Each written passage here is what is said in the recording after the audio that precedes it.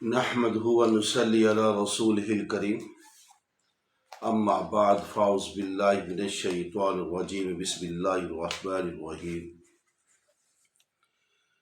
كان النبي صلى الله عليه وآله وسلم إذا تكلم بكلمة أعادها ثلاثة حتى تفهم عنه۔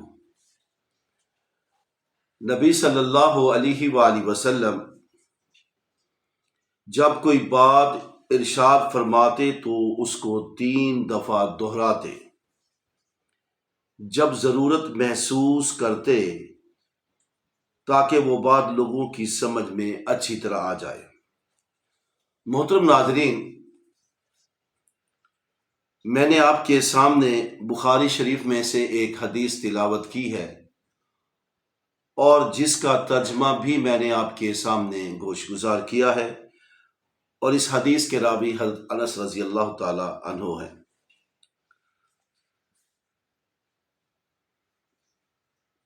ہر زبان میں محترم سامعین حاضرین بولنے اور تقریر کرنے کے ڈھنگ ہوتے ہیں، انہیں جاننا ضروری ہے۔ مقصود تو لوگوں کے دلوں میں اپنی بات اتارنی ہے۔ سامعین جس قسم کے ہوں اسی لحاظ سے زبان و بیان اختیار کرنا ہوگا۔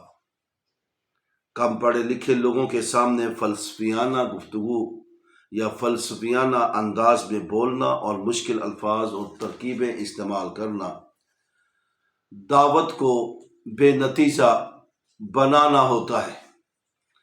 محترم ناظرین، حضور صلی اللہ علیہ وآلہ وسلم کے بارے میں حضرت عائشہ رضی اللہ تعالی عنہا فرماتی ہیں، کان کلامہ کلاما فصلا یفہمہ کل من یسمعہ۔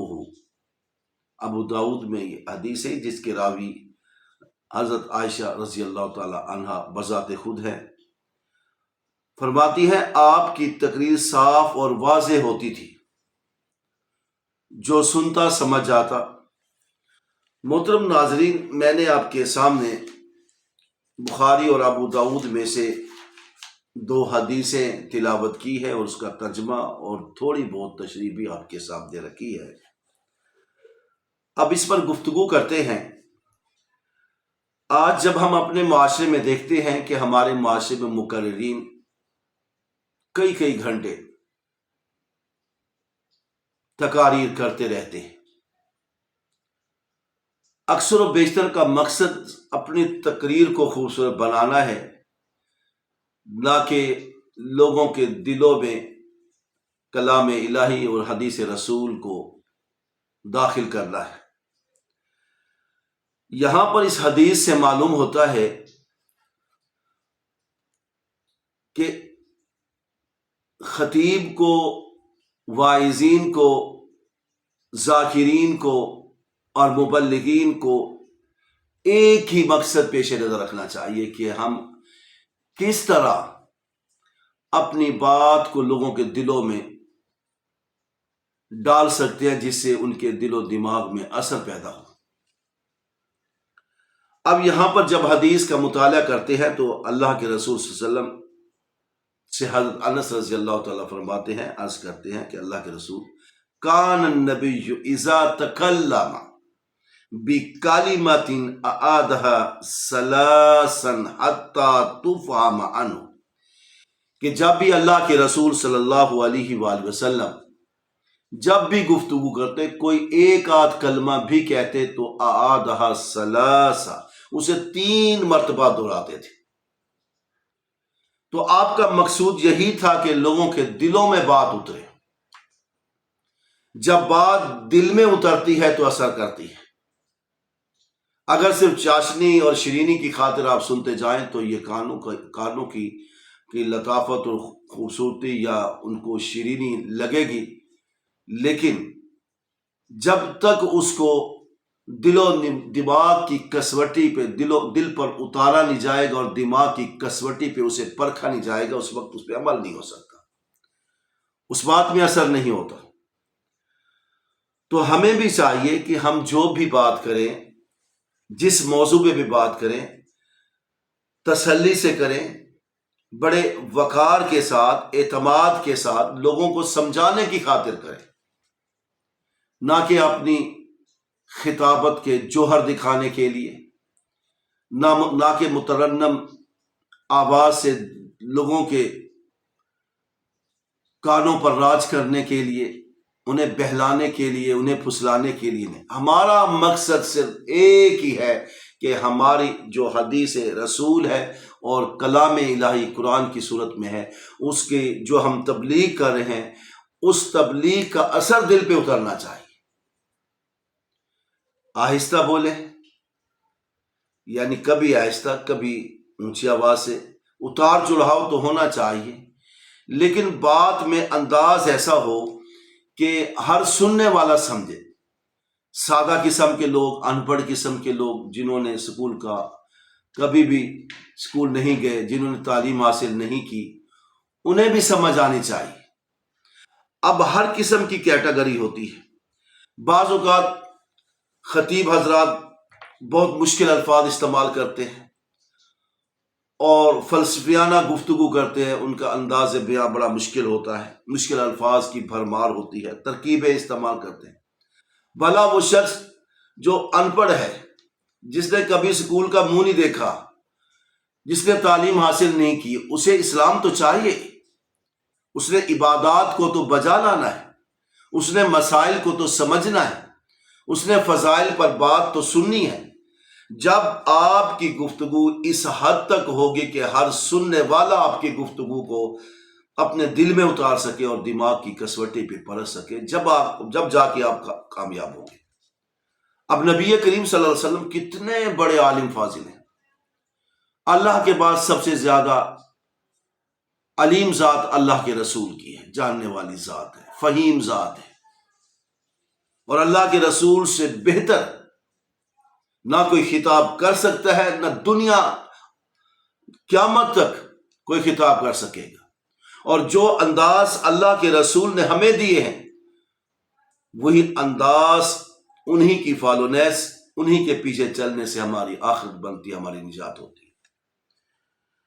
تو ہمیں یہ سوچنا ہے کہ جب بھی ہم اسلامی گفتگو کریں یا کوئی بھی گفتگو کریں تو سمجھانے کے انداز میں کریں۔ ہم چھوٹے بڑے کا لحاظ رکھیں، کتنی عمر کا مد مقابل ہے جو ہم سے بات چیت سننا چاہتا ہے، جس سے ہم بات چیت کر رہے ہیں، اس کی تعلیم کیا ہے، اس کی ایج کیا ہے، اس کی ذہنیت کیا ہے، مینٹل لیول کیا ہے، اور وہ کتنا دین اسلام میں راغب ہے۔